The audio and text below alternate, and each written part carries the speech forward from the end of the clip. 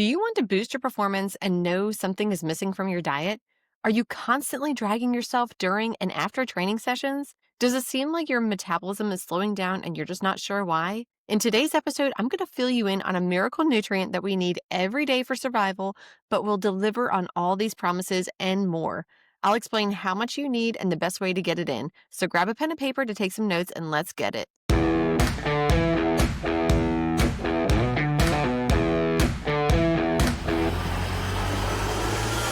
So I'll be honest, I kind of hate when people say, or in, social media, wherever, blueberries are a superfood and kale's a superfood. And the reason being is because all foods are kind of superfoods, because a lot of foods are superfoods, if you want to think of it that way.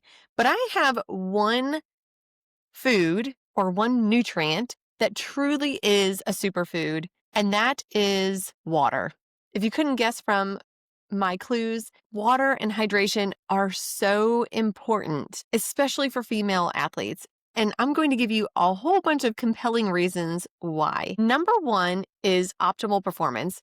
Hydration is going to help maintain physical performance, and dehydration can lead to fatigue, reduced endurance, and impaired strength.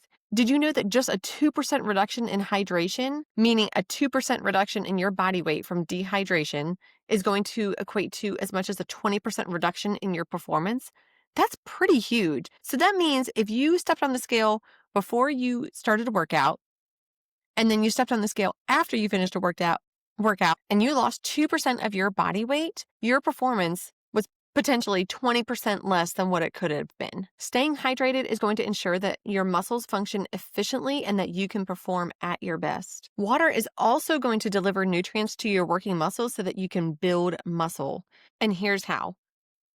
Water is essential for muscle contractions, and adequate hydration ensures that your muscles can contract efficiently, which is crucial during resistance training and high-intensity workouts. Have you ever had just an off day of training and you're like, what is wrong with me? I can't push myself as hard. I'm just tired and I feel like garbage. Oftentimes, it's due to your hydration status and you may not even realize it. Our bodies are made up of about 70% water, and it's in just about every part of your body except for your fat stores. So if you are dehydrated, it's going to affect everything, including your muscle being able to contract. And water is going to help transport nutrients like amino acids and carbohydrates to your muscle cells.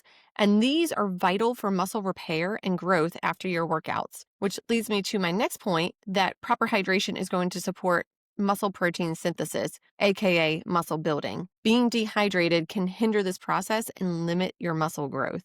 And we certainly do not want that. Staying hydrated is also going to aid in recovery after your workouts, and it's going to help to reduce muscle soreness and fatigue, which is going to allow for quicker recovery times and the ability to train more effectively.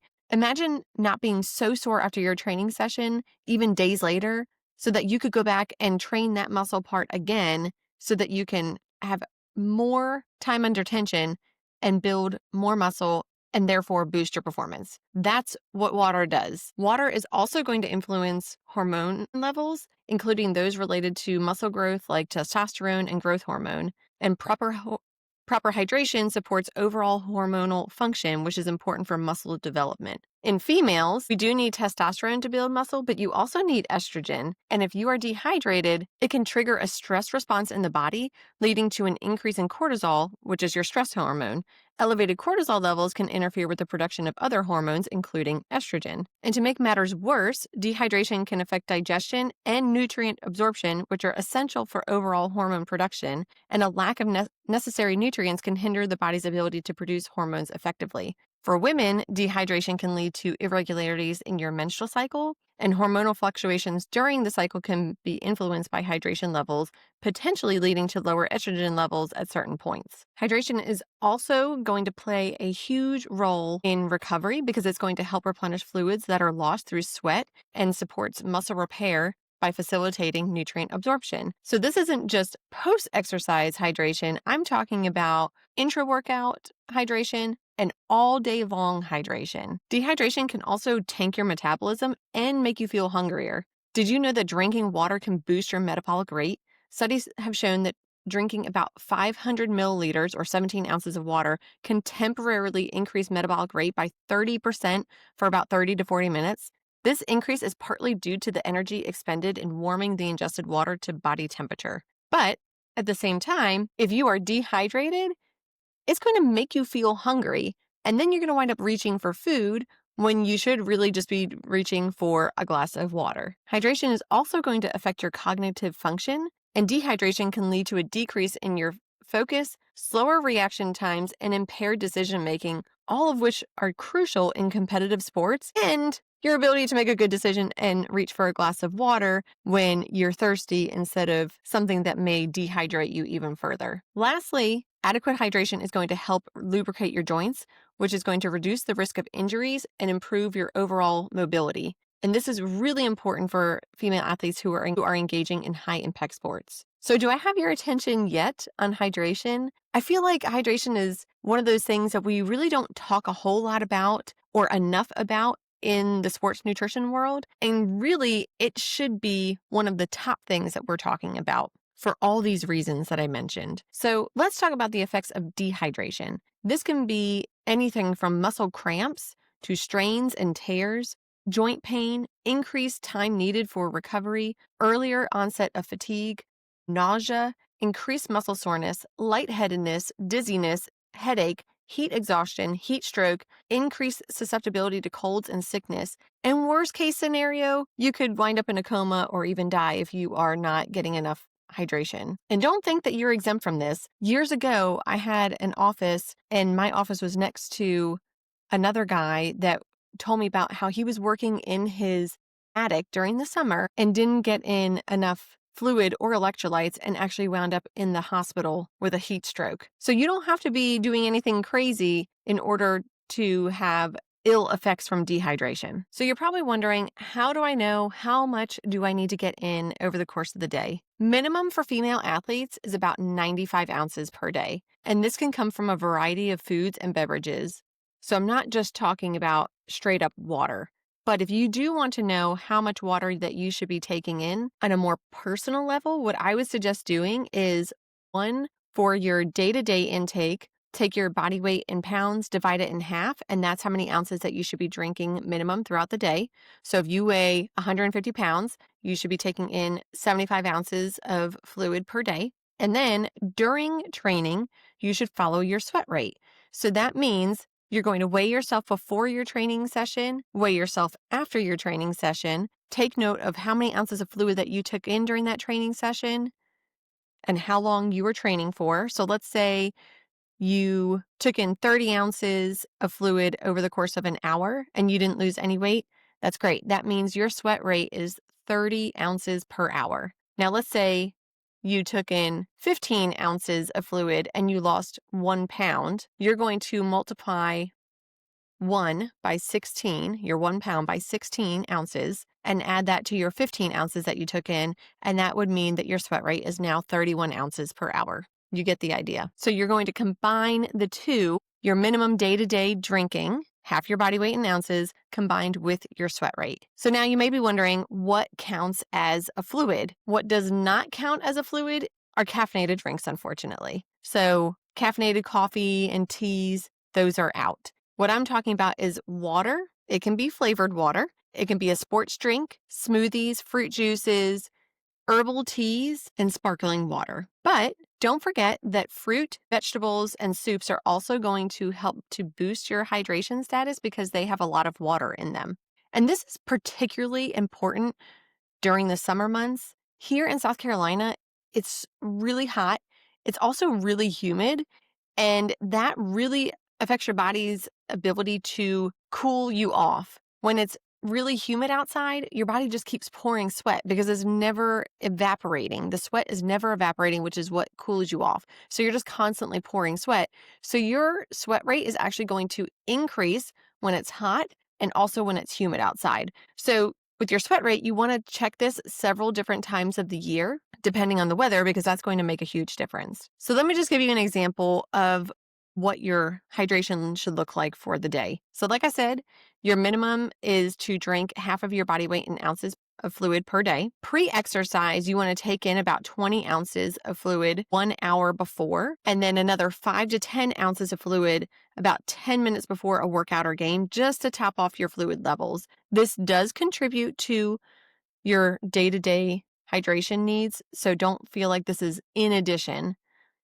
Now, during exercise, you want 8 ounces for about every 20 minutes. Or you can determine your sweat rate, like I said, and just divide that out. I would say divide that out by 4, so you know every 15 minutes how many ounces of fluid that you should be taking in. So if your sweat rate is 30 ounces per hour, you need to be taking in roughly about 7 ounces every 15 minutes. Post-exercise, you need 24 ounces for every pound of body weight lost. So if you weigh yourself before and weigh yourself after and you saw that you lost a pound, you need to take in 24 ounces of fluid to make up that fluid that you lost. The goal is to actually rehydrate to 150% when you're losing weight from dehydration. Now, if you notice that you're a salty sweater, so you taste the salt in your sweat, or it's getting in your eyes and it's stinging your eyes, or it's really hot and humid outside, or you're going to be training for over an hour, you want to make sure that you are including electrolytes in your drinks. I would suggest doing it during your training session, if not after. And electrolytes, basically what they're going to do is they're going to help to better hydrate you, because water is going to follow salt. Salt is one of your primary electrolytes, and so if you have more salt in your body's going to retain more fluid, and that's going to help to better hydrate you. There are other electrolytes besides just sodium, like potassium, chloride, magnesium, things like that. So it's not just sodium, but know that your body's going to hydrate better if you do have some electrolytes in there. Now, that does not mean if you're going out for a 10-minute walk that you need to have electrolytes. Your body doesn't work like that. Your body has a very sophisticated system of reabsorbing electrolytes as needed and letting go of excesses. So if you're taking in a bunch of electrolyte packets when you really don't need them, you're honestly just peeing them out and wasting money. So if you're a salty sweater, if it's hot and humid outside, or you're going to be training for more than an hour, you want to make sure that you are including electrolytes. So an easy way to figure out how you should be breaking down your fluid needs over the course of the day is I would take your day-to-day hydration needs. So let's just say that is 100 ounces per day, and you're going to divide it out by at least 3. So you're going to take that number, divide it by 3, and that means you need to get in around 33 ounces in the morning, 33 ounces in the afternoon, and 33 ounces in the evening, in addition to following your sweat rate when you're working out. You can certainly divide it out more than that if you want to, but I think dividing it into 3 is just an easy way to remember. And if you have a hard time remembering to drink water, there are water bottles that will light up that will tell you when to drink. You can set a reminder on your watch or your phone for you to drink, or you can just have a water bottle that is around the amount that you need to get in every third of the day. So, 30 something ounces. An Nalgene bottle will do it, or a big Yeti cup will do it. And just know I have to finish this bottle by this time, and then go ahead and refill it and do it over again. If you hate water, you are not a fan of plain water, I understand. You can add different things to your water, like you could do lemon or lime. I actually really like True Lemon packets or True Lime packets. I also put in some fresh mint in there, which I think tastes delicious. I'll do lemon or lime with the mint in there. You can also add a splash of fruit juice, or there's those water bottles where you can put fruit in the little steeper center. There are those water bottles with a fruit infuser. There's a bunch of these on Amazon that you can get, and they're pretty inexpensive, and that would help to add some flavor to your water. Of course, there's going to be flavor enhancers, but generally they're going to have artificial sweeteners in there, which are not the greatest. But if that's the only way that you can get in water, then so be it, and go ahead and use them. Other great options are herbal teas. You can make them into an iced tea, or you can have it as a hot tea. Having soup for dinner or for lunch is another great option. Sipping on bone broth is going to help with your joints and give you some protein and overall health, including gut health, but it's going to give you some hydration as well. And you can also use sparkling water. So if you really like carbonation, you can use LaCroix. There's lots of knockoff LaCroix, or you can get a Soda Stream, which we have, and I love that. It's very refreshing, in my opinion, when it's hot outside and you just get this cold glass of soda water. with all the bubbles in there. I don't know, something about it is just very refreshing to me. So let's recap here. Hydration is so important for female athletes for your performance, for building muscle and maintaining muscle, hormone balance, injury prevention, and your metabolism. Make sure that you are getting in at least half of your body weight in ounces of fluid per day from non-caffeinated sources, and then you are topping off your fluid stores before exercise. You're following your sweat rate during exercise, and post-exercise, you're getting in 24 ounces of fluid for every pound lost. And again, if it's hot and humid outside, you're a salty sweater, or you're going to be training for more than an hour, make sure that you focus on getting in some electrolytes.